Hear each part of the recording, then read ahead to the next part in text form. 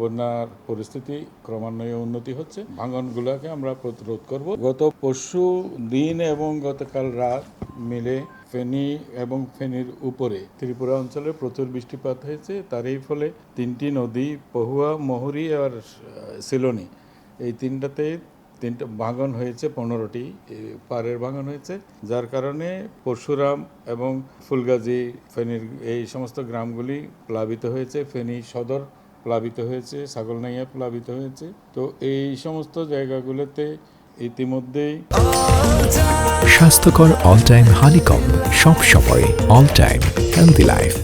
সরকারের যে ত্রাণ কার্যক্রম সেগুলি তাৎক্ষণিকভাবে মানুষকে উদ্ধার করে সাইক্লোন শেল্টারে নিয়ে আসা হয়েছে এবং সেখানে 347 জনকে খাবার দেওয়া হচ্ছে, রান্না করা খাবার, এবং কিছু কিছু জায়গাতে আমরা শুকনো খাবারও বিতরণ করা হয়েছে। এইসব ভাঙনগুলি পানি ইতিমধ্যেই কমা শুরু করেছে। পানি কমে আসলে তখন আমরা খুব দ্রুত ভাঙনগুলোকে আমরা প্রতিরোধ করব, ওই জিও ব্যাগ দিয়ে আমরা ভাঙনগুলো রোধ করব। তো আশা করছি যে বন্যার পরিস্থিতি ক্রমান্বয়ে উন্নতি হচ্ছে এবং এটা এবার হয়তো আমরা এর পরিত্রাণ পেয়ে যাব।